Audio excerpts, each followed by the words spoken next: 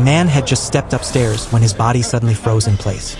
Moments later, his limbs began to twist uncontrollably, as if possessed by an unseen force. Is this a mysterious supernatural phenomenon? Or is he being tormented by something far more sinister? From a very young age, Yi and his little sister had to witness the unthinkable. Their father brutally murdering their mother right before their eyes. That horrific scene became an inescapable nightmare that continued to haunt the two siblings.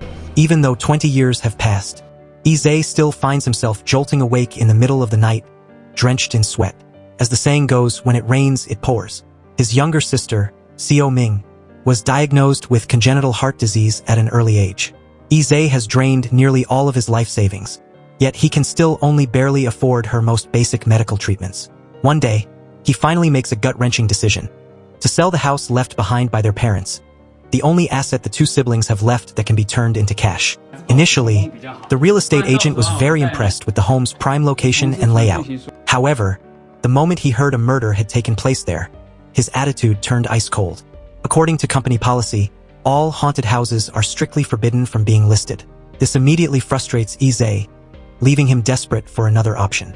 Seeing his plight, the agent thinks for a moment and slips a business card into his hand, suggesting he try his luck at a specific address. Following the address, Yi finds himself at a unique real estate agency. The glass windows are plastered with listings for haunted properties, and right by the main entrance hangs a help-wanted flyer.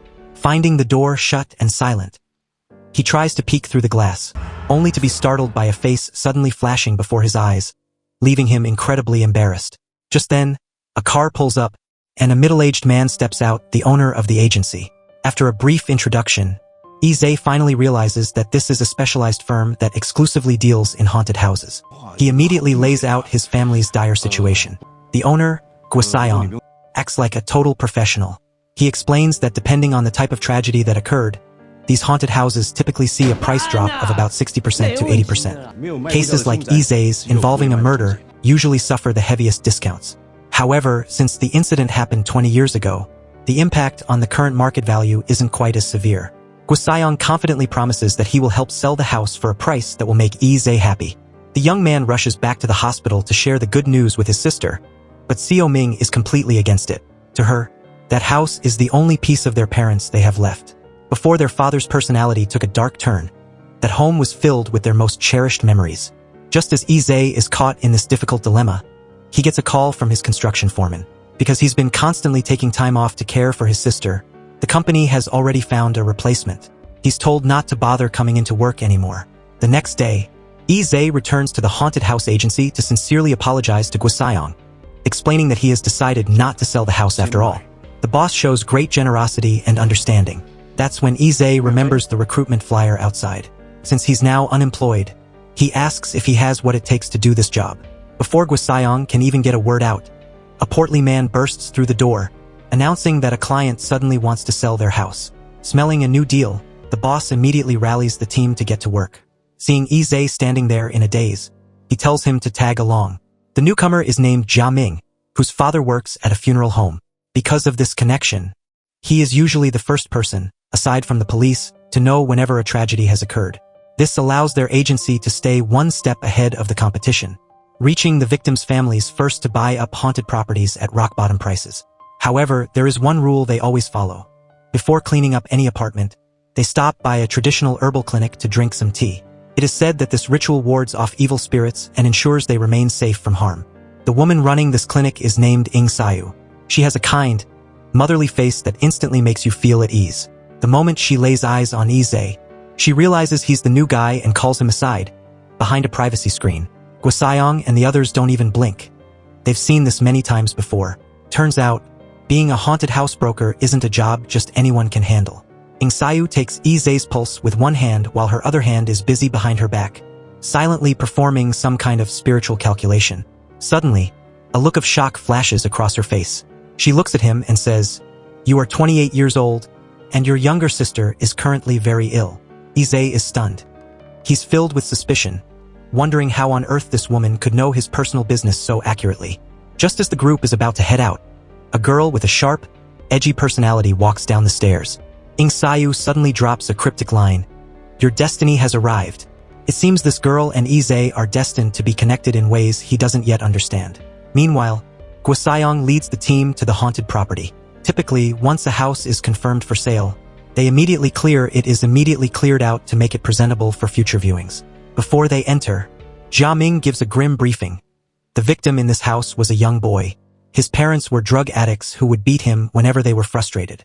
In a fit of drug-fueled rage, they beat the child to death. Terrified of being caught, they stuffed his tiny body into a trash bag. The crime wasn't discovered until the stench of decay became so unbearable that the neighbors called the police. Even now, the scene is grisly with patches of a thick, black liquid still staining the floor. Siang immediately orders everyone to get to work. Yong Ren, looking for any excuse to bail, claims he needs to help Sio Ming with the car and bolts downstairs. Siang doesn't call him out on his laziness. He knows the guy is just terrified of ghosts and is looking for a way to escape. This leaves the heavy lifting to Yi. Without a word of complaint, Yi puts on his gloves and starts cleaning. While working, his eyes land on a kitchen knife sitting on the sink. Suddenly, a bone-chilling shiver runs down his spine. At that exact moment, a marble rolls across the floor toward him. He stoops down to pick it up, but when he looks back, the knife has vanished. Then, another marble rolls out. Yi follows the direction it came from and sees a closet door in the adjacent bedroom slowly creaking open. Realizing the marbles are coming from inside, he approaches it, trembling with fear. Summoning every ounce of courage he has, Yi reaches out and jerks the closet door open. But there's nothing inside. Just as he starts to breathe a sigh of relief, several bloody claw marks suddenly manifest on the door. Terrified, he stumbles backward, and as he catches his reflection in the mirror, his heart stops. A ghostly child is clinging to his back. His legs turn to jelly, and he collapses onto the floor. At that split second, the missing knife flies out of the darkness, aimed straight for Yi. But before it can strike, a dark figure blurs past him with lightning speed, catching the blade midair with one hand. Yi is speechless, frozen in shock, but he quickly realizes his savior is the girl from the herbal clinic. She begins chanting a mantra and quickly ignites a paper talisman. She then steps into the room and opens the closet. This time, a pale, terrified little boy is huddled inside. Her voice turns incredibly gentle as she comforts him, telling him not to be afraid and promising that no one will ever hurt him again. In the blink of an eye, the scene shifts, and everyone is back at the clinic. Siang finally lets Yi in on the secret. When cleaning haunted houses, they frequently encounter these types of paranormal events. That's why Siu and her granddaughter are part of the team. The two of them specialize in pacifying restless spirits, and they have a long-standing partnership with the brokerage. The next morning, under Siu's guidance, the team gathers to burn incense and offer prayers for the poor young boy. Only then is the cleaning of the haunted house considered officially complete. In a daze, Yi thinks he sees the little boy waving goodbye to him. On the way back, Siu's granddaughter, Moou, is the one to break the silence and start a conversation with him. The cleanup of this particular haunted house went incredibly smoothly, and they quickly managed to find a suitable buyer.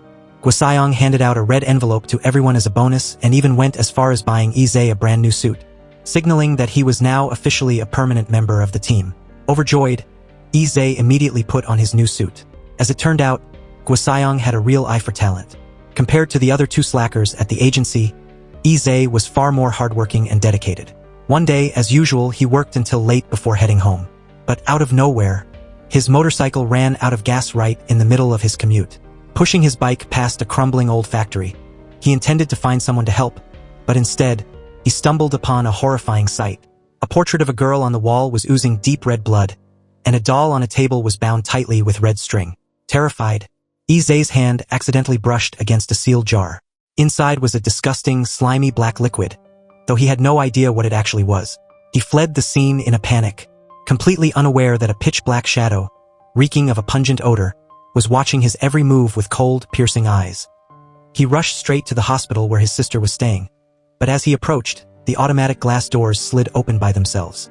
The shadow had clearly followed him inside. That night, Sio Ming stepped out of her room to buy a drink. She noticed the hallway lights flickering violently and, sensing that danger was closing in, she turned and bolted toward the elevator. But just as the elevator doors were closing, a giant hand reached in and grabbed her arm with a crushing grip. A moment later, Sio Ming jolted awake in her hospital bed. However, the fresh scratches on her arm and the drink sitting on the table proved that what she had just experienced was no dream. It was terrifyingly real. The next day, when Yi entered the room, he saw how deathly pale his sister looked. Out of the blue, she asked him, Do you believe that ghosts and demons actually exist? Given his recent experience cleaning haunted houses, Izay immediately realized his sister might have encountered something supernatural. Seeing the sheer terror in her eyes, his guard went up instantly. After saying goodbye to Sio Ming, he went straight to the herbal clinic to find Moou. He told her his sister might be in serious trouble and begged for her help. For some reason, Mou's attitude toward Izay was always ice cold. She warned him to stop selling haunted houses, telling him that if you walk in the dark long enough, you're bound to meet a ghost, and those spirits would follow him home and target his sister. However, with Sio Ming's medical bills still piling up, Izay had no choice but to grit his teeth and return to the agency. To his surprise, a beautiful and incredibly enthusiastic young woman was standing at the door. Her name was Li Jing, and she was there to apply for the position of haunted house salesperson. Siang felt the job was far too dangerous and wasn't a good fit for a girl. But Li Jing was persistent, claiming she was a smooth talker and loved the thrill of adventure. While the boss was still hesitating, Jia Ming received a phone call from a family ready to negotiate a deal. Hearing that the team was heading out, Li Jing suggested she tag along. Siang frowned but ultimately agreed to let her come. However, this time things didn't start off well. The father of the deceased heard that brokers had arrived and began cursing them out, accusing them of having no conscience and only caring about money. The boss tried to reason with him, but the old man refused to budge. Thanks to Li Jing's quick thinking, they found another way in and spotted the grieving mother sitting alone and sorrowful on the balcony. Li Jing spoke to her in a gentle, comforting voice, suggesting that staying in the house would only make her miss her child more. She explained that sometimes, letting go of a place isn't about running away, it's a form of release. Li Jing was truly gifted with words. After a heartfelt conversation, she finally convinced the family to agree to sell the house.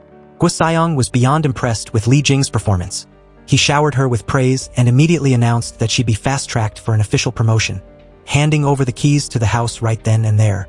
Next came the grim task of cleaning the property. Because the place had been sealed for so long without any ventilation, the air inside was thick with a nauseating stench. Jia Ming shared the dark history of the home. The former female owner had been betrayed by her husband. She had turned to every dark, occult ritual imaginable to try and win him back.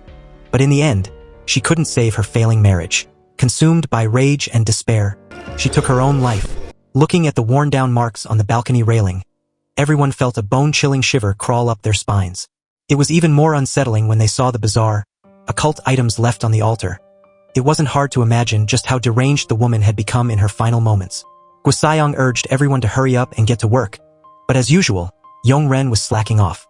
As he was busy texting his wife, a long strand of hair suddenly fell onto his phone screen. Yong Ren realized with a jolt of terror that he was standing exactly where the woman had committed suicide. Looking at that long, dark hair, he didn't need two guesses to know who it belonged to. At the same time, back at the hospital, Sio Ming suddenly heard a strange noise coming from outside her room. She cautiously opened the door, only to see a tall, looming figure standing in the hallway. Recognizing it as the same monster she had encountered in the elevator, she slammed the door shut and huddled under the edge of her bed in terror. But the ghost didn't care about doors. It walked right through the wood and suddenly popped its head up from the side of the bed. Back with Izay, he received an urgent notification and rushed to the hospital. It turned out a nurse had found Sio Ming having a violent seizure before she slipped into a deep coma. The doctors ran every test possible but couldn't find a single medical cause, and they had no idea when, or if, she would ever wake up. The next morning, Izay sat in the hospital lobby, completely devastated. With his sister still unconscious, he had no idea what to do. A kind woman working in the cafeteria noticed his distress and whispered that if he was dealing with a strange illness that doctors couldn't explain, he should seek out a master. She then handed him a business card. With a nothing-left-to-lose attitude, even if there was only a 1% chance, Izay went to find the shaman. To his surprise, the man actually seemed to have real power. After a simple fortune-telling session, the shaman identified a serious spiritual problem and decided to perform a soul-summoning ritual. The master used a flame to burn a hole through a piece of yellow ritual paper. To the rhythmic, heavy ringing of a bell, grains of rice began to fall one by one through the hole in the paper. Before anyone could react, the shaman grabbed a ritual sword, let out a thunderous shout, and smashed a stack of ceramic bowls to pieces. Once the ceremony was over, he handed Izay a protective talisman to place beside his sister. He promised that if nothing went wrong, Sio Ming would wake up within 2 days. When Izay got home and looked at the bill for 24,000 yuan, he still felt like he might have been scammed. However, not long after, the hospital called with incredible news. His sister had actually woken up. Only then did Yi truly believe he had encountered a master. He grabbed the talisman and raced toward the hospital. But what he didn't know was that back at the shaman's place, just as the master was finishing up to go home, he was suddenly pinned in place by a mysterious force. Instantly, his limbs began to jerk and twist out of control. Not far behind him, a dark shadow stood tall, holding a paper effigy in its hand. It was seemingly controlling the shaman's body like a puppet. The master slowly picked up a pair of scissors from the floor and began moving them toward his own tongue. At that exact moment, Sio Ming woke up from a dream, feeling something tight gripping her ankle. Suspicious, she pulled back the covers, only to be violently dragged off the bed by an invisible power. The curtains were yanked open, and she saw that grotesque monster once again. In an instant, she was pushed into a deep, dark abyss. Looking back, she saw another Sio Ming, still lying on the bed. Could that tall figure be a grim reaper or a messenger from the underworld sent to collect the dying? The last thing she saw before disappearing was her own physical body. This confirms the worst. Sio Ming is now in an out-of-body state. But at this moment, Yi is completely in the dark, having no idea that his sister's soul has been snatched away by a messenger of hell. It's morning, and Yi has an appointment to show a house to a client. Li Jing, the enthusiastic new hire, insists on tagging along no matter what. The two of them are chatting and getting along great until they finally arrive and meet the client. But the second they push the door open, they freeze in their tracks. The room they had meticulously cleaned just days ago is now an absolute, chaotic mess. Li Jing looks around suspiciously and suddenly spots their coworker, Yong Ren, standing in a dark corner, muttering to himself incessantly. Without warning, he loses it and lunges toward the exit like a madman. Yi rushes forward and shoves him aside. As Li Jing regains her composure and looks up, she sees a faint, blurry figure clinging to Yong Ren's back. Realizing something is horribly wrong, she grabs the confused Yi and drags him out of the room, running until they reach the sunlit street. Panting and terrified, Li Jing tells him the truth. Yong Ren has been possessed by a female ghost. Yi's first instinct is to run back and save his friend, but Li Jing forcibly holds him back. He immediately tries to call their boss. After all, a professional problem requires a professional solution. But the phone just rings and rings with no answer. With no other choice, Yi heads straight to the herbal clinic to beg the exorcism expert, Moou, for help. Meanwhile, Yong Ren's wife, Wan Yu, receives a sudden phone call from her husband. But the voice coming from the other end of the line is so distorted and eerie it makes her skin crawl. A sense of overwhelming dread washes over her. She follows the address he gave her, leading her to the very haunted house where her husband is staying. But as soon as she gets close to him, his face twists into a mask of pure malice. The hands he has wrapped around her waist begin to squeeze tighter and tighter. In the next heartbeat, his eyes turn a demonic blood red. He grabs a rope and loops it around Wan Yu's neck, whispering over and over that he will never, ever leave her side again.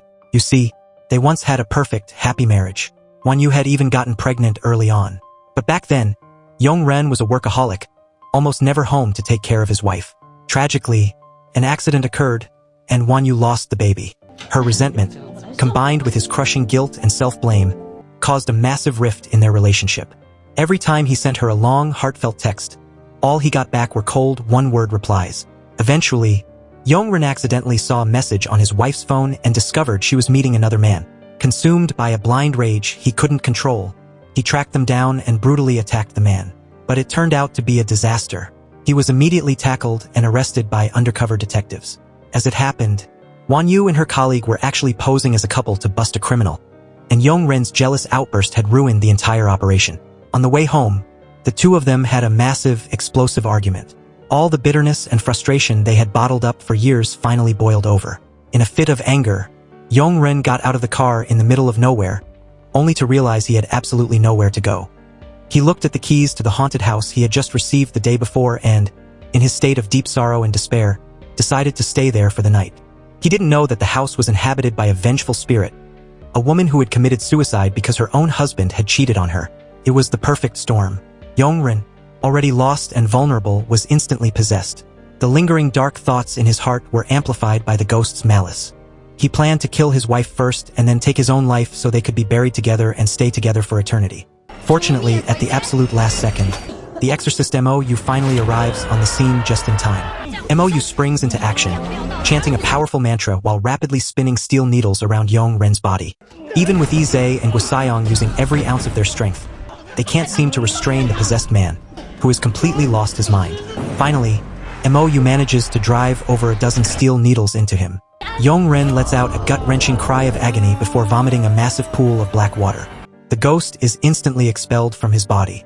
Out of everyone present, only Moou can see the entity. The spirit trembles, weeping as she whispers over and over, "Why can't I have him?" Tears stream down her ghostly face. Moou realizes she isn't an evil spirit, but a lost soul anchored to this world by a lingering obsession. She lights incense and recites a sutra to guide the woman's soul into the afterlife. After the ordeal, the relationship between Yong Ren and his wife finally begins to heal. Li makes it a point to thank Moou personally, knowing that without her, the outcome would have been unthinkable. During their conversation, he opens up to her, explaining that he only takes these dangerous haunted house jobs because his sister desperately needs money for a heart transplant. His confession causes Moou's cold exterior to soften. She asks about Sio Ming's condition, and Li shakes his head, saying, "She's fine now. I hired a master to perform a ritual yesterday." But hearing this only fills Moou with a sense of impending doom. Why? Because earlier that morning, she had heard horrifying news. That very master had been consumed by evil spirits and ended up cutting off his own tongue. Sensing something is terribly wrong, the group rushes to the hospital. This time, Moou's brow furrows with deep concern. Sio Ming's primary soul is completely missing from her body. If they don't find it soon, she will remain a vegetable, trapped in an eternal sleep. Seeing the desperation on Li's face, Moou finally gives in. Despite her grandmother's warnings, she solemnly promises to bring Sio Ming's soul back. She tells Li to give her an old item that Sio Ming cherished, which will act as a spiritual beacon to track her soul. After thinking for a moment, Li pulls out the watch his sister has worn since childhood. Moou takes it and uses cinnabar to draw strange, occult symbols on the floor. Once the preparations are complete, she begins to perform a series of bizarre hand seals. Her plan is to project her soul into the intermediate realm, the Bardo, to find Sio Ming. This process can only last 4 minutes because time flows differently there than in the real world. When Moou opens her eyes in the other realm, everything is shrouded in a gloomy, oppressive haze. This is the legendary underworld. As she keeps a close eye on the ticking clock, a tall, looming figure passes by. Behind him, he drags an iron chain, and at the end of that chain is Sio Ming's soul. Moou immediately notices a talisman stuck to the creature's back and begins to piece together what's really happening. But saving the girl is her top priority. She first stakes the chain into the sand to stop them, then launches a fire charm to create a distraction and rescue her. However, the tall figure isn't an easy opponent. He whips around and lashes out with his heavy iron chain. Moou instinctively raises her hand to block it, but the impact is so strong that her physical body back in the real world suffers the injury as well.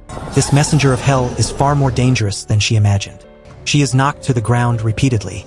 As she watches Sio Ming's soul being dragged further away, her eyes fill with a painful internal conflict. Turns out, before her master passed away, he had left her with a chilling prophecy. She had to be extremely careful of a karmic enemy who would appear in her future. He predicted she would fall in love with this man, but her fate was to die for the woman he loved. If she wanted to survive, there was only one way. She had to let the woman he loved die first. Now, that exact opportunity is staring her in the face. But Moou remembers the promise she made to Li, and she decides, right then and there, that she will save Sio Ming no matter the cost back in the spirit realm. Moou whips out a talisman, flicks it into the air, and charges straight at the monster. But the beast is too fast and easily dodges her attack. Its massive hand comes crashing down with bone-crushing force. But Moou is already gone. In her place is only a substitute talisman. The real Moou had already moved to free Sio Ming from her chains and rip the cursed talisman off the girl's back. Instantly, they are snapped back into the real world. Sio Ming jolts awake from her coma, but she begins violently vomiting a disgusting black liquid. Moou looks at the scrap of paper she retrieved and recognizes it as the legendary illusory soul talisman. She remembers her master mentioning it before. This dark charm can summon golden boys and jade maidens, divine reapers from the underworld, to snatch the souls of the cursed. There's no doubt about it now. Someone is secretly trying to kill Sio Ming. Since neither of them fully understands the origins of this specific charm, Moou's grandmother takes her the next morning to an occult association run by her senior sister. This woman is an expert in exorcism and should have the answers they need. For some reason, Moou has never liked this woman. Even as a child, she felt a lingering sense of evil radiating from the woman's very bones. As they sit down and explain their situation, the senior sister just shakes her head helplessly. She claims the talisman has no signature or spiritual mark, making it impossible to trace the culprit. She suggests the simplest way is to ask the victim if they've offended anyone recently. Moou is skeptical. Sio Ming has been bedridden and has almost no social life. How could she have a mortal enemy? The senior sister just gives a cold, condescending smirk. She remarks that in this world, people will do anything to satisfy their selfish desires. To her, lying is just a basic human instinct. She claims that ghosts and vengeful spirits are actually more honest than humans because their obsessions are so strong that they show you exactly what they want. It seems Mou's gut feeling was right. People who say things like that are usually the major villains hiding in the shadows. Under her brother's devoted care, Sio Ming's condition finally starts to improve. Hearing the news, the new girl, Li Jing, makes a special trip to visit her. Izay uses the excuse of doing laundry to ask Li Jing to watch his sister for a moment. The second she's alone, Li Jing's demeanor changes. She drops to the floor and starts frantically feeling around under Sio Ming's bed. Earlier, Izay had accidentally disturbed a vengeful spirit in an abandoned factory and unknowingly led it back to the hospital. This caused a hidden talisman to appear under Sio Ming's bed, which is why those towering reapers targeted her. But since Moou already removed the charm, Li Jing finds nothing but empty air. Could this girl really be the one behind the plot to kill Sio Ming? Things get even weirder when a nurse spots Li Jing and looks absolutely stunned, as if she's seeing a ghost from her past. It's clear this woman is hiding a dark secret, which explains why she's acted so strangely since the day she met Izay. Meanwhile, back at the real estate agency, a client comes in with a desperate offer. A landlady wants to sell her house immediately because just a few days ago, another tenant jumped to their death. This is the third suicide in that house in just 3 years. Every time it happens, she hires someone to perform a ritual, but the paranormal activity just won't stop. Feeling she has no other choice, she's putting the house on the market. Some people in the office think the house is too fierce and that they should stay away. But Siang doesn't hesitate, he takes the deal. He already has a plan. He sends Izay to the herbal clinic to get Mou's help.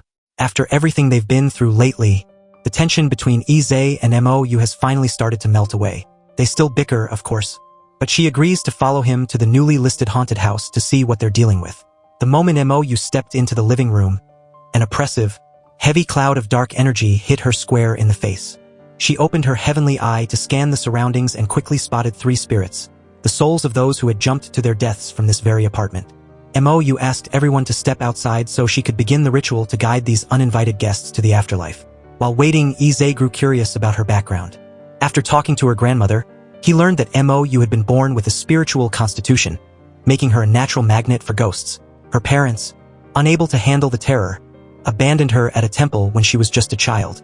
Her grandmother, unable to bear the thought of leaving her, stayed at the temple to raise her in a life of spiritual practice. But even as she grew up, Moou was shunned and isolated by people her own age. Her life had been defined by hardship and loneliness. This was why she felt such deep empathy for restless spirits. She knew they only lingered because they had unfinished business or a message they couldn't leave behind. A short while later, the bedroom door creaked open, and Moou stepped out, her face deathly pale. She had successfully guided 2 of the souls to the other side, but one stubbornly refused to leave. With the help of the landlady, Izay tracked down the mother of the deceased girl. Moou told her that her daughter had a message. She begged her mother not to grieve so deeply, because as long as the mother wept, the daughter could never find the peace to move on. The mother, trembling, reached out her hands. The grandmother covered Mou's eyes with a ritual red cloth, and as Mou's hands performed rapid seals, the lights in the room began to flicker violently. The moment their hands locked, the mother was hit with a psychic vision of her daughter's final days. It was a nightmare. A private, sensitive video of the girl had been leaked online by a malicious person and went viral within days. To make matters worse, the culprit sent the video to all of her coworkers. A tidal wave of rumors and harassment drowned her. She had tried to go to the police to get the video taken down, but since the servers were hosted overseas, the authorities were powerless. In utter despair, she chose to jump. Her soul had lingered in this world for only one reason: to tell her mother she was sorry, that she never wanted any of this to happen, and to beg her mother not to blame her. Just when it seemed like the case was closed, the girl's mother handed Izay a small red box. She explained that she had accidentally taken it while moving out, thinking it might belong to the house. The box looked ancient, and no one knew what secrets were locked inside. After successfully handling another haunted property, Siang invited the entire team out for a celebratory dinner. Naturally, the grandmother and Moou were invited as well. During the meal, Moou noticed something unsettling. Li Jing's yang energy, her life force, was incredibly weak. a sharp contrast to Yi Zhe's vibrant energy. After everyone had their fill of food and drinks, the younger staff started singing and dancing, but Siang sat alone in a dark corner, looking profoundly sad. Rumor had it that he was once a very wealthy businessman and that he didn't run this agency for the money. It was clear he was a man carrying a heavy burden in his heart. By the end of the night, everyone was wasted. As Yi Zhe carried Li Jing home, she began whispering strange, seductive things to him, almost as if she were trying to lure him in. Meanwhile, Yong Ren took a drunken Siang back to his place. The boss kept shushing him, whispering, "Keep it down. Don't wake my sleeping wife." But Yong Ren noticed something chilling. In a photo hanging on the wall, the person's face was completely hidden by a hood. Before leaving, he glanced at the shoe rack and felt a wave of unease. Something about the house just didn't feel right. The next morning, Yi Zhe took a client to see the haunted house they had just cleansed. Just as they were haggling over the price, the client realized their child had vanished. Yi Zhe, quick as a flash, spotted the toddler crawling onto the window ledge and rushed over to pull him down just in time. The two men turned pale. It was clear the house hadn't been fully cleared at all, and there was a high chance that the mysterious red box was the source of the trouble. To make matters worse, the entire terrifying incident was caught on camera and uploaded to the internet, causing a storm of paranormal rumors to spread like wildfire. Things take a turn for the worse when a whistleblower reveals a chilling pattern. Over the last few years, this house has seen 3 consecutive deaths, and every single victim jumped from the exact same window. The landlord's wife storms into the brokerage office, making a massive scene. Now that the house is impossible to rent or sell, she demands that Siang take full responsibility for the financial disaster. Moou arrives on the scene shortly after. She's completely baffled because she was certain she had already cleared the house of its restless spirits. Seeing how young Moou is, the landlord's wife sneers at her, calling her a total fraud. Siang tries to play the peacemaker, helplessly suggesting that Moou just apologize to calm the woman down. But Moou is stubborn. She stands her ground, insisting the spirits were banished. Tragically, not a single person speaks up to defend her. Her face falls, filled with a crushing sense of disappointment and betrayal. In the tense silence, she turns and walks away. You can't really blame her for being so emotional. Just an hour earlier, she had finally summoned the courage to attend a high school reunion, only to overhear her former classmates mocking her creepy side job as an exorcist. She had gone there believing the invitation was a sincere attempt to rekindle old friendships, only to realize she was the butt of their jokes. Poor Moou, first ridiculed by old friends, and now blamed by her colleagues. In a daze, she reaches into her bag and pulls out a small makeup box, the same item the previous tenant had left behind. She had intended to return it, but in her current state of mind, she couldn't resist opening the lid. The moment she looks into the mirror, her reality twists. She feels like she's back in high school, but this time, her cold and distant classmates have done a complete 180. They surround her like she's a superstar, showering her with affection before leading her toward the school's rooftop. Back at the clinic, her grandmother has been unable to reach Moou all night. Sensing danger, she casts a divination, and the result is terrifying. A sign of great calamity. Right at that moment, the senior sister calls with a warning. Moou is being stalked by a powerful, malevolent entity. Panicked, the grandmother prepares to search for her, only to find Siang and the rest of the team at her doorstep. They've also realized Moou is missing. She hasn't answered a single call or text. Yi Zhe is especially eaten up by guilt. He realizes that while Moou had given her all for the company, he hadn't stood up for her when the landlord was hurling insults. The grandmother tells him not to blame himself, explaining that her granddaughter is being targeted by a vengeful spirit of immense power. These types of spirits often develop a lethal obsession with a specific object, attaching their soul to it to remain in the living world. To break this curse, they must find the source of the spirit's obsession and then return to that fierce house to perform a final cleansing ritual. But that's where they hit a massive roadblock. The house has already been sold. Siang no longer has the keys. Because of the viral rumors, the landlord had offloaded the property at a rock-bottom price to a rival brokerage. They're longtime business enemies. Despite the professional rivalry, Yi Zhe and the team refuse to give up. Business is secondary. Saving Moou is the only thing that matters. They split up to track her down and secure the keys. Yi Zhe and Li Jing hunt down the original landlord, begging to borrow the keys, but the man has a terrible impression of their firm. Besides, he's in a rush to sign the final sale papers. Why would he help them? As Yi Zhe and Li Jing plead their case, the landlord's face suddenly freezes in fear as he looks at his new real estate agent. Behind the man stands a terrifying, dark apparition. It turns out Moou's senior sister has intervened. This woman has never been one to play by the rules. With a single flick of a dark spell, she terrifies the landlord into surrendering the keys to the haunted house. Back on the investigation front, Yi catches a massive break. His sister, Sio Ming, who spends a lot of time watching TV dramas, realizes that the ghost child in the viral video is actually just a child actor she's seen before. Yi has a sudden lightbulb moment. All the recent hauntings at the house were a staged performance orchestrated by their competitors.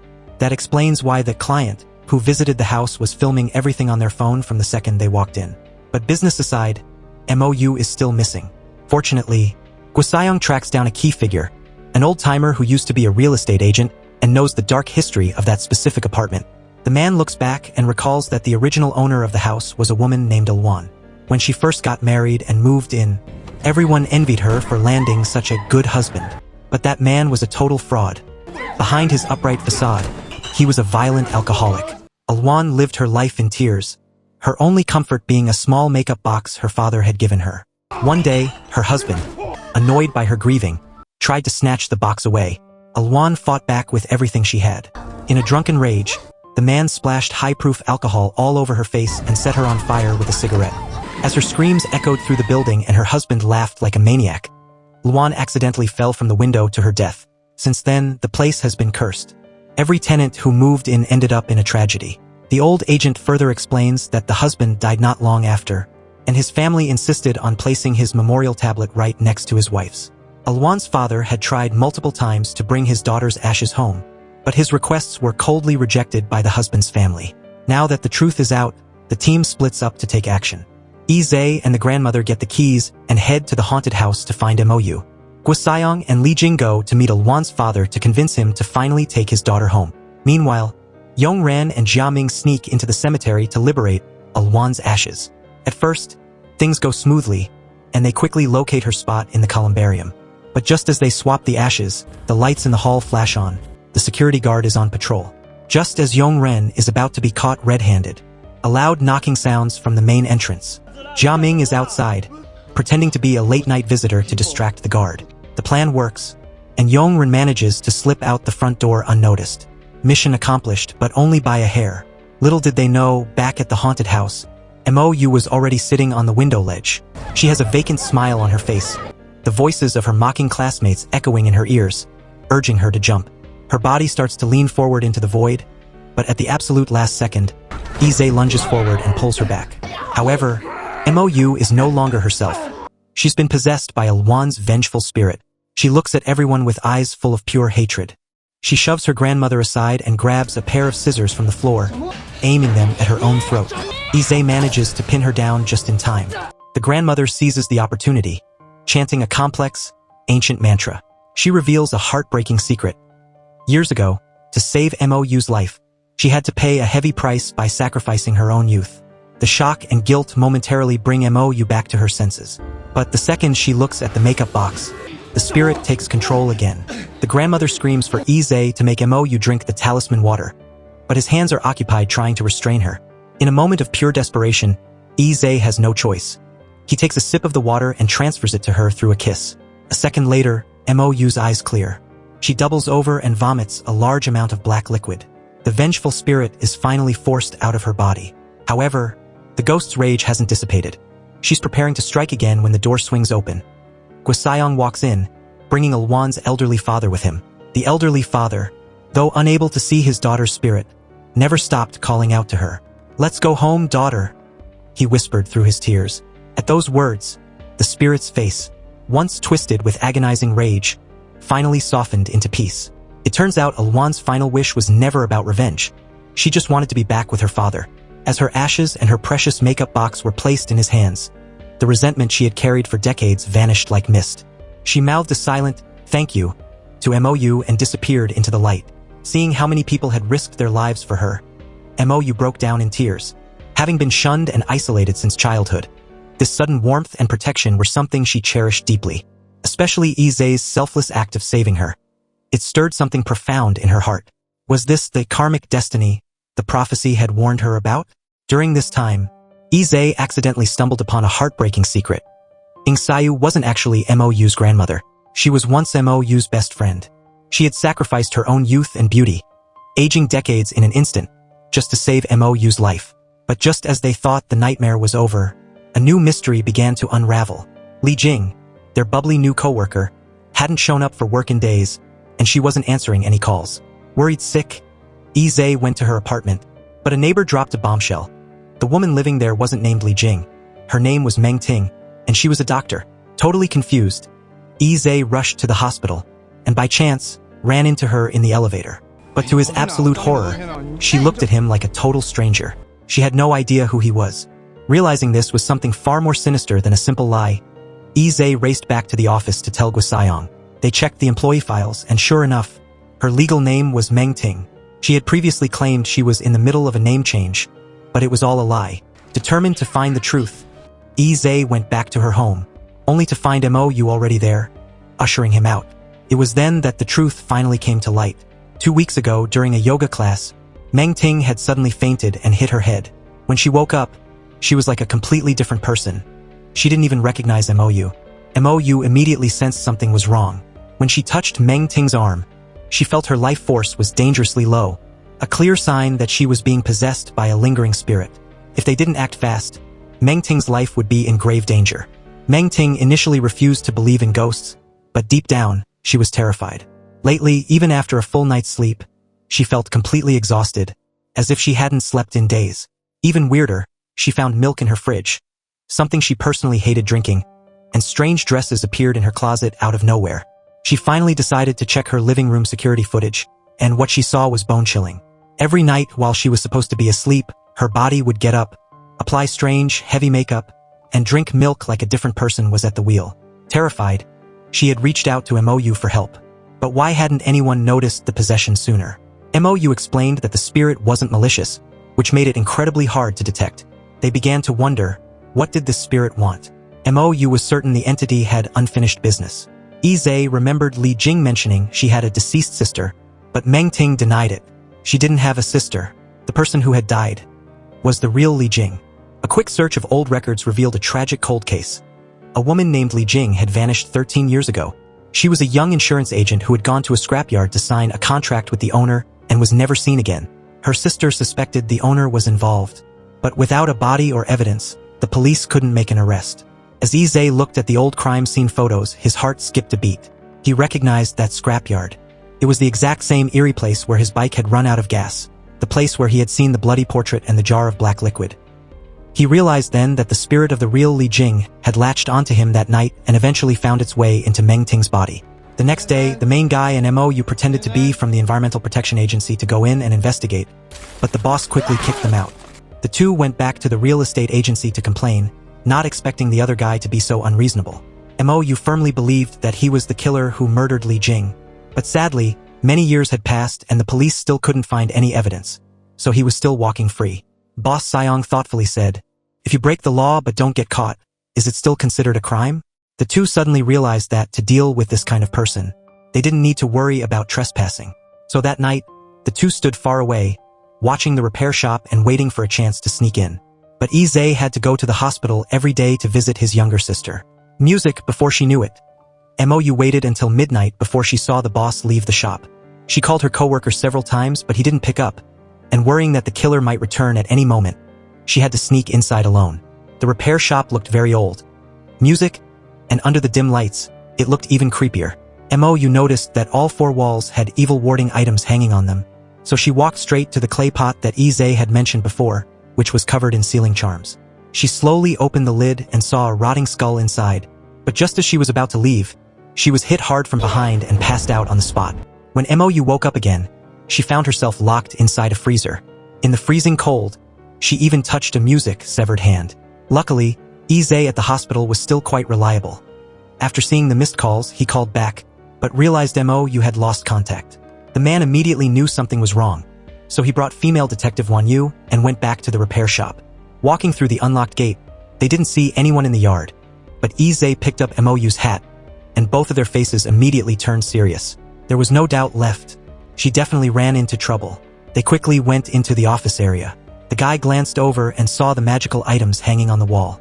Right at that moment, a noise suddenly came from the freezer. The two immediately ran over and were about to open the door when the boss rushed out holding an axe. Wan Yu got hit in the back and quickly fell to the ground. Ize rushed up to help but was overpowered by the other guy instead. Wan Yu broke free from her restraints and picked up the gun. But since the boss was holding a hostage, she helplessly had to throw her weapon down. When the man bent down to pick up the gun, she suddenly charged at him. The two started wrestling again. This time, Ize changed his target and quickly crawled over to open the freezer door. Moou inside was frozen stiff and barely breathing. He hurriedly hugged her to warm her up, but Moou weakly pointed her trembling finger toward the freezer. At this time, the boss got the upper hand again and was about to kill Wan Yu when a blurry, long-haired shadow suddenly flew out of the freezer, scaring him so much that he collapsed on the ground. The man acted like he had seen the most unbelievable thing in his life, and he ran out of the shop in total panic, but as soon as he got outside, he was hit by a speeding truck and sent flying. When the police arrived at the scene, Li Jing's body, which had been missing for 13 years, was finally found. Sadly, the boss died on the spot, so he couldn't face legal punishment. Li Jing's mother waited for 13 years, and finally found her lost daughter. Her spirit begged Moou to let her see everyone one last time. Meng Ting, after fully understanding the whole story, gladly agreed to help. When the spell was chanted, Li Jing's wronged soul entered Dr. Jian's body again, but this time without the bright smile from before, just tearing up and sincerely thanking Ize. It turned out that after killing Li Jing, the hateful boss used dark magic to seal her soul forever, and even called the Golden Boy and Jade Girl to guard her. Luckily, that night the guy accidentally broke into the repair shop and ruined the suppression spell, so Li Jing was able to easily escape. She unconsciously followed Ize to the music hospital to avoid being chased by the Golden Boy and Jade Girl. In a moment of danger, she used Zhuang Ling to block the disaster. Fortunately, Moou stepped in just in time to help, successfully saving the younger sister. It was just that Mrs. Bai was very curious about why, since she was already free, she still hesitated and refused to be reincarnated. Li Jing hesitantly told everyone that she really couldn't bear to let her mother live in agonizing waiting every day. First, she just wanted to find a chance to tell her the truth, but she accidentally saw that Meng Ting had helped her mother once, so she took the chance to possess her. However, looking at her mother's aging face, she couldn't bring herself to say that her daughter was dead, so she decided to change her plan and wanted to use someone else's mouth to tell her mother the truth. That's why she went to the real estate agency where Ize worked. This also explained why from the very first time she met the guy, Li Jing acted so familiar with him. However, as time went by, Li Jing became more and more unwilling to leave this world. She wanted to follow her mom to sell vegetables every day. She also missed the days doing yoga with Moou, and deep down she even quietly developed feelings for Ize and the friends in front of her. Li Jing had too many attachments in her heart. But after all, humans and ghosts walk different paths, so she ultimately had to return to the world where she belonged. When Moou finished casting the spell, Dr. Jian's consciousness came back.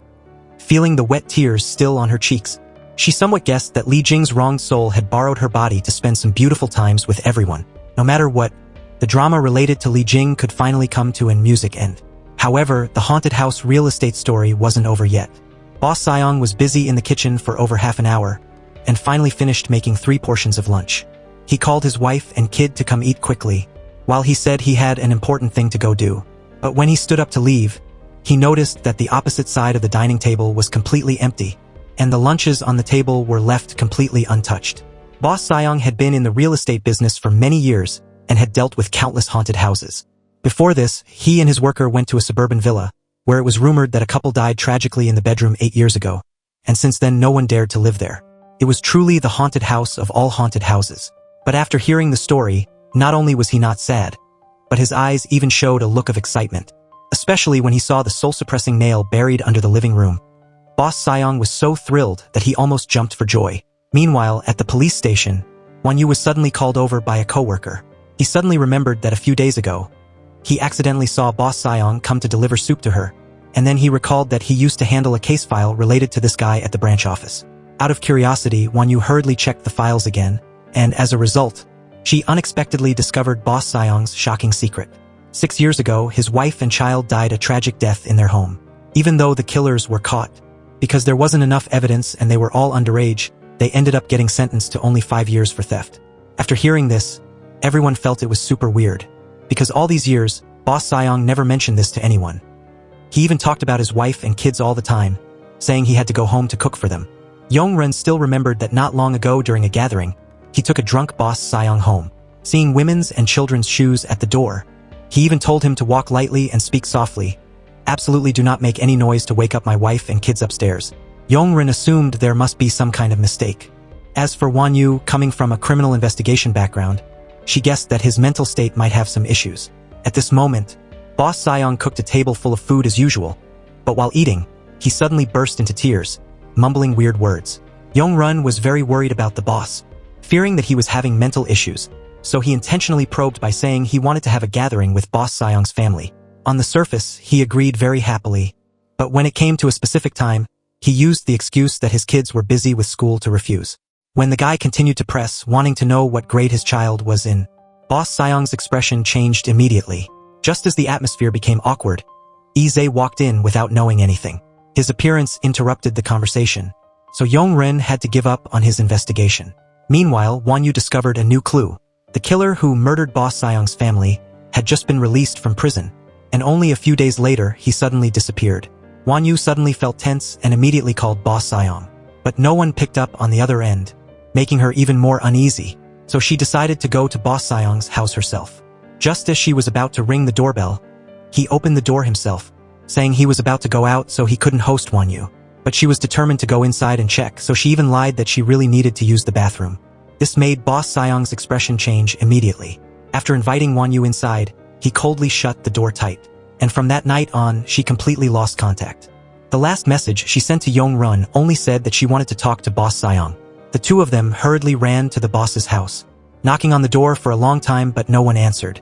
The guy suddenly remembered the time he took him home, so he took the spare key hidden under the flower pot to open the door. However, Boss Siang wasn't in the house, and they didn't find any trace of Wan Yu ever being there. There was only a photo with the head covered on the wall that looked extremely weird. What made everyone even more uneasy was that inside the master bedroom closet, there was an altar full of evil energy, especially a Buddha statue that was turned upside down. Yi immediately remembered that he had also seen a similar scene when he was little. That year, before his mother was murdered by his father, he kept chanting spells, and a ritual altar just like this one was set up beneath him. Mrs. Bai and Moou quickly arrived at the scene. They recognized at a glance that this was a type of sacrificial dark magic. Boss Siang was worshipping an evil god, which was completely different from normal temples, and the method of exorcism was both weird and unpredictable. They didn't expect that beneath his gentle appearance, he was secretly doing such shady things. Thinking about how Wan Yu's fate was unknown, everyone couldn't help but feel a wave of worry. Meanwhile, Boss Siang was at the haunted villa they had looked at before. Lying among the offerings were two young men, who were the killers that murdered his family years ago. These two had just gotten out of prison when they were ambushed by him in an alley, and before they could wake up, they were dragged into the haunted house to be used as sacrifices. Luckily, Wan Yu was not in life-threatening danger. She was just knocked unconscious and brought here.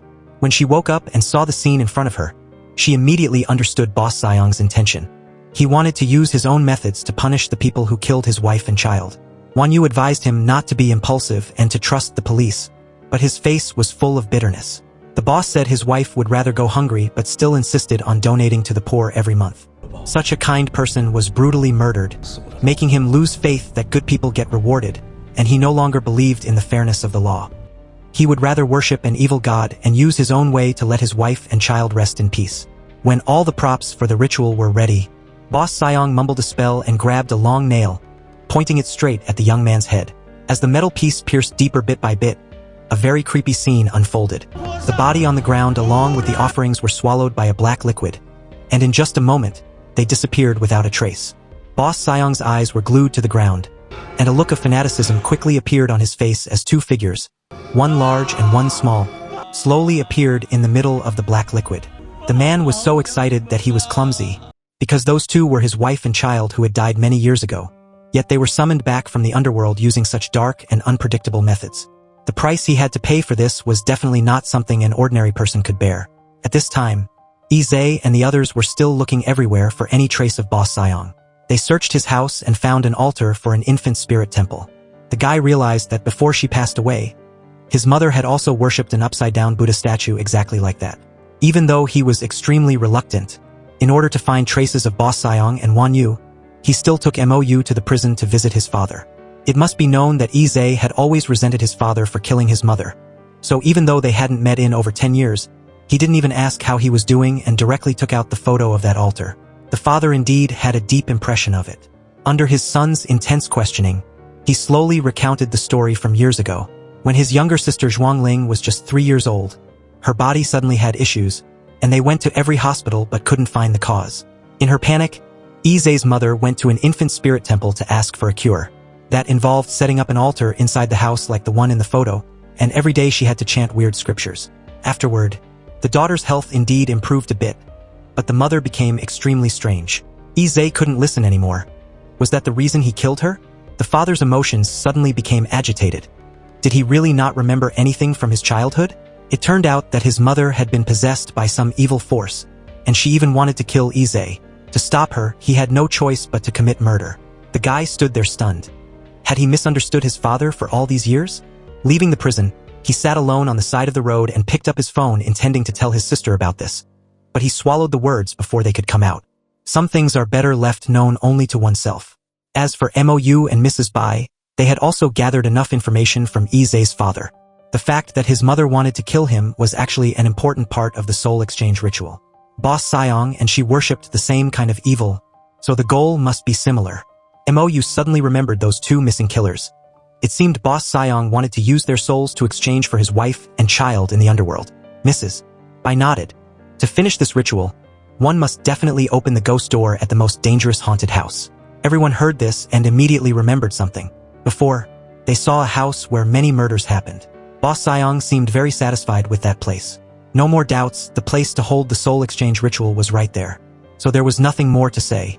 Moou and Mrs. Bai immediately packed their stuff. They not only had to save Wan Yu but also stop the ghost door from opening in the human world.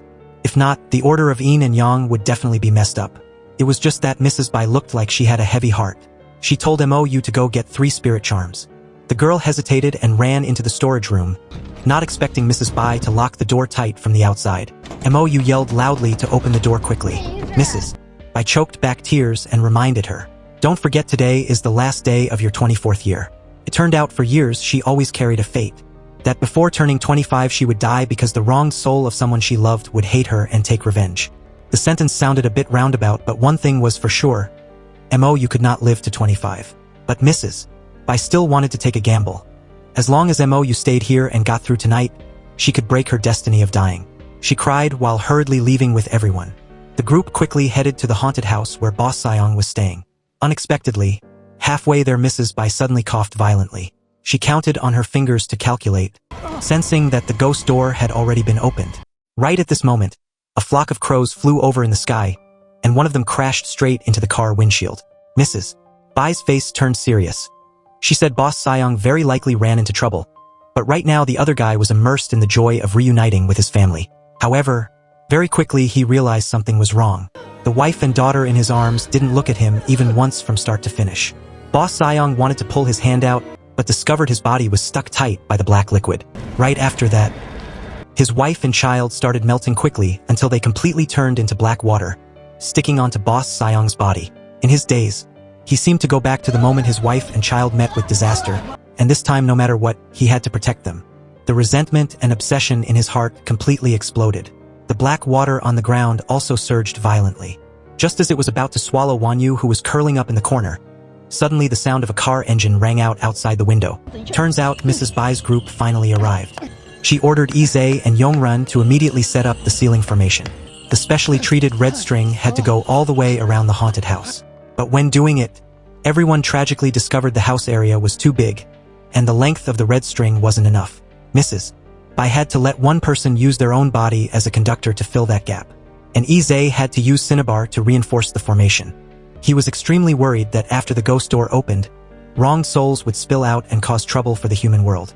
After everyone held the formation steady, Mrs. Bai held her magical tool and rushed into the house alone. Inside was empty, not a ghost in sight. She followed the traces to the second floor and found Wan Yu still safe and sound, squatting in the corner. But Boss Siang, who had long turned into a demon, was nowhere to be seen.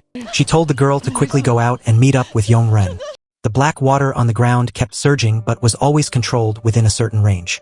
At this time, Moou was still banging on the door in the room. She knew well that Mrs. Bai was basically no match for the evil spirit. Don't know if the praying worked or not, but the wooden door suddenly opened from the outside. Turns out it was Dr. Jian coming to visit. Moou was so excited she spoke incoherently and hugged the other person tight. Meanwhile, Mrs. Bai was still looking everywhere for Boss Siang. But in just a moment of turning around, she was pushed down the stairs by him. Moou was indeed right. She totally couldn't handle this situation. Yi outside the door heard the scream and rushed in to help. But sadly, he couldn't withstand even one hit. Mrs. Bai planned to sneak attack from behind. But Boss Siang, after turning demonic, became terrifyingly strong. He started walking slowly out of the villa. And this was also when the evil suppressing formation showed its power. Sadly, Yong Ren in the replacement spot became the fatal weak point. Along with Boss Siang's loud scream, the red strings around started burning, causing the ceiling formation to be completely broken. Yong Ren collapsed on the ground, thinking to himself that he was done for this time. Right then, a figure suddenly rushed over from afar. Turns out Moou had arrived in time. She used Cinnabar to draw a circle right on the spot, temporarily trapping Boss Siang. Yi and everyone took the chance to escape the villa. Wanyu called everyone to quickly get in the car. However, Moou didn't plan to leave. She was determined to close that ghost door. Wanyu staying behind wouldn't help anything. Better to take the injured people to a safe place first. As the car gradually disappeared into the night, the demonized Boss Siang also broke free from the formation's restraints. Moou recklessly rushed up without caring about life or death, but the magical item in her hand couldn't show its power. On the contrary, Boss Siang just needed to wave his hand once, and Moou was knocked flying far away. The strength gap between the two sides was too huge. She had to use a risky plan, paying the price of getting seriously injured herself, trying to stab the magical item into the top of Boss Siang's head. Sadly, this attack wasn't fatal enough, but it also made the opponent recover some of his sanity. Seeing Moou collapsed on the ground, Boss Siang knelt down and cried miserably. The painful memories from all those years also rushed back into his mind. Ever since his wife and child met with disaster, he lost sleep day and night. Just closing his eyes, he would hear the voices of his wife and daughter. Regarding this strange phenomenon, even psychologists had no solution. Boss Siang started searching online for folk remedies, accidentally read an article about soul exchange, so he followed it to find that temple. The person in charge of the temple swore that his wife did good deeds all her life, so there was absolutely still hope to be saved. He just needed to find a spirit gathering place, hold the soul exchange ritual, then he could call his wife and child's souls back. Boss Siang felt like he grabbed a life-saving straw, intentionally opened the haunted house real estate company to find that spirit gathering place. Unexpectedly, that temple was originally just a scam den. After so much effort, he finally opened the ghost door, but not only did he not save his wife and child, but he also caused his close companions to get involved and hurt. Thinking about this, the resentment in his heart grew even deeper, and once again he fell into a demonic state. Just as Boss Siang was about to kill Moou, Yi suddenly rushed in front to block him, still hoping he could wake the boss up, but he got slapped away by the other guy, rolled a few times on the ground and passed out. As for Mrs. Bai sitting in the car, she was still regretting that she shouldn't have told Yi the truth. Just now, hearing that today was the day Moou would face her doom, he ignored everything and insisted on getting out of the car. He even promised Mrs. Bai that he would definitely protect Moou and help her survive the night. She also knew he couldn't help much, but she didn't speak up to stop him, because she firmly believed that Moou absolutely wouldn't die at Boss Siang's hands, but had to follow the second half of the prophecy, which was to die for the person Yi loved. Otherwise, someone would definitely step in to stop it. At this moment, the girl had been beaten by Boss Siang to the point where she had no strength left to resist. Seeing that she was about to not make it, suddenly a man wearing red flew over from the sky. Unexpectedly, the person who arrived was actually the underworld judge from the legends. They only saw him gently wave one hand, and the boss was immediately knocked flying far away. Facing such a powerful figure, Moou immediately didn't dare to be rude. Unexpectedly, the two of them had known each other for a long time. The underworld judge waved his hand one more time. The fatal wound on the girl's stomach healed immediately. Then she even reminded the other guy not to forget to close the ghost door, since free labor shouldn't go to waste. As for Boss Siang, after taking that heavy hit, his consciousness finally became much clearer. Thinking about the hurt he just caused his subordinates, his heart was filled with guilt and regret, and happy moments with everyone kept flashing in his mind. He suddenly realized that even though his wife and child were gone, a life like this was actually quite complete. However, from the moment he picked up the hammer, he no longer had a way to turn back. When Moou and Yi helped each other up to the second floor, Boss Siang jumped into the ghost door before it closed. The guy knelt down on the ground and cried miserably. After Li Jing, he lost yet another friend by his side. On the drive back, Yi was completely in a daze, forgetting that Moou's doom hadn't passed yet. and there were only 2 minutes left until she turned 25. But it seemed like the girl sensed something, and her mouth kept mumbling strange words. The guy was still wondering what was wrong with Moou when suddenly a large truck rushed straight at them from the opposite side. When Yi woke up in the hospital, he found out that Moou was brain dead from the car accident, but she had donated her heart to be transplanted into Zhuangling facing Yi, who was crying silently. Mrs. Bai hurriedly spoke up to comfort him. Actually, Moou had known for a long time that he was always trying to prepare for his younger sister's heart transplant surgery. Since she wouldn't live past 25 anyway, she might as well help Yi fulfill this wish. In the blink of an eye, a week had passed, and Zhuangling's heart transplant was extremely successful. Even Dr. Jian said this was a medical miracle, as the organs in her body showed absolutely no rejection reaction. These days, the guy was always sad and gloomy, but in contrast, his younger sister looked at everything very clearly. Whether it was Li Jing, boss Siang, or Moou, everything had become a thing of the past. At least now, the two siblings were still safely sitting here to look forward to a better future. Not long after that, the real estate agency also officially closed down and stopped operating. The colleagues and friends from back then had to go their separate ways. However, the stories about evil spirits hadn't ended yet. Right during Mou's memorial service, Zhuangling suddenly discovered someone having bad intentions with the body in the coffin. She was seen quickly subduing the opponent, followed by a spell being chanted, and in the blink of an eye, she dispelled the evil energy inside that person's body. Yi stood by the side watching with his jaw dropped. After asking Mrs. Bai, he found out that Zhuangling had inherited Mou's heavenly fate. This was an arrangement from heaven's will, and they could only follow it. From then on, Zhuangling possessed Mou's heavenly eye, but the first spirit she saw was actually her own father. Not long after, Yi received a call from the prison.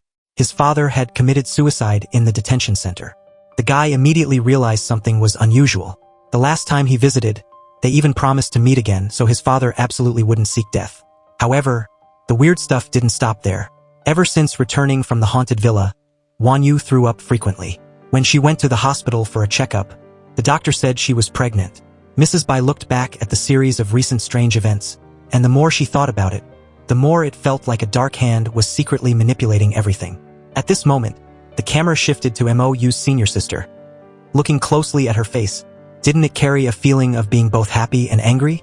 That is the entire content of the movie. One can only say that this ending was too rushed, and many details and mysteries didn't have time to unfold. However, through the image of Moou, this story clearly states one thing. If it's fate, is it perhaps unavoidable? What about you? What do you think about this movie? Please leave your personal opinions in the comments section below. If you found it interesting, don't hesitate to give a like and a subscribe to support the channel's growth. And now, goodbye and see you all in the next videos.